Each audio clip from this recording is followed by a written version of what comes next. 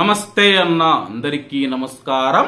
20 ఏళ్లకు పైగా కువైట్ ప్రభుత్వంచే గుర్తించబడిన ఏకైక కార్గో సంస్థ యూసఫ్ కార్గో మీరు ఇండియాకు పంపించే మీ వస్తువులను జాగ్రత్తగా ప్యాకింగ్ చేసి వేగంగా భద్రంగా మీ ఇంటికి చేరుస్తారు. ప్రస్తుతం యూసఫ్ కార్గోలో మంచి ఆఫర్లు నడుస్తూ ఉన్నాయి. ఏ కార్గో మరియు సి కార్గో కలదు. మాలియా మరియు కైతాన్ ప్రాంతాలలో యూసఫ్ కార్గో ఉంది. అలాగే ఈ యొక్క విషయాన్ని మీ యొక్క బంధుమిత్రులకు తెలియజేయండి. ఇంకెందుకు ఆలస్యం, స్క్రీన్ మీద కనపడే నెంబర్లకు వెంటనే సంప్రదించండి.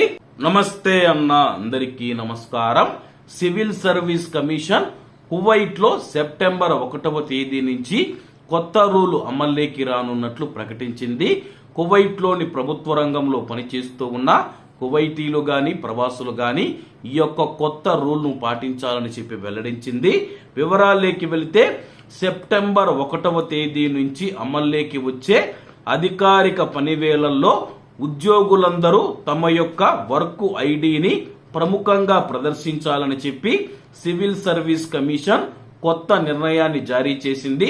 ఎవరైతే ఉద్యోగస్తులు ఉన్నారో వాళ్ళ యొక్క ఐడిని వాళ్ళ యొక్క ఫోటో కనిపించే విధంగా, అందరికీ ఫోటో కనిపించే విధంగా ప్రదర్శించాలని చెప్పి వెల్లడించింది.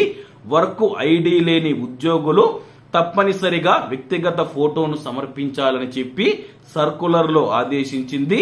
మరియు పరిపాలన వ్యవహారాల విభాగానికి పౌర ఐడి కాపీ అందించాలని చెప్పి వెల్లడించింది.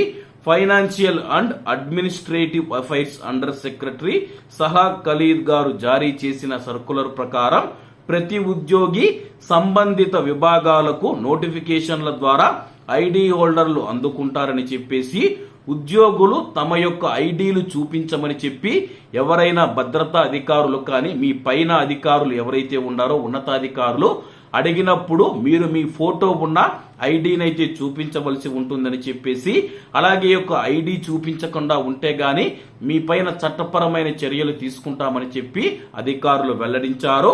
అలాగే బ్యూరో ప్రమాణాలకు కట్టుబడి ఉండడాన్ని పెంపొందించడం లక్ష్యంగా పెట్టుకున్నందున పాటించకపోవడం అవసరమైన చర్యలకు దారితీస్తూ ఉందని చెప్పి, అలాగే కువైట్ లోని పని విధానాలను క్రమబద్ధీకరించడానికి మరియు దాని కార్యాచరణ లక్ష్యాలను చేరడానికి సివిల్ సర్వీస్ యొక్క కొనసాగుతూ ఉన్న ప్రయత్నాలలో ఇది ఒక భాగమని చెప్పి వెల్లడించింది. కాబట్టి ప్రభుత్వ రంగంలో పనిచేస్తూ ఉన్న మన భారతీయులు ఎవరైతే ఉన్నారో కువైట్ ప్రభుత్వ రంగంలో పనిచేస్తూ ఉన్న మన భారతీయులు ఎవరైతే ఉన్నారో మీ యొక్క ఐడి కార్డును ఫోటోతో సహా ఉండేట్టుగా అయితే ప్రింట్ చేయించుకోవాలని కోరుకుంటూ అందరూ బాగుండాలి, అందులో మనం ఉండాలి. అందరికీ నమస్తే అన్న. జై హింద్.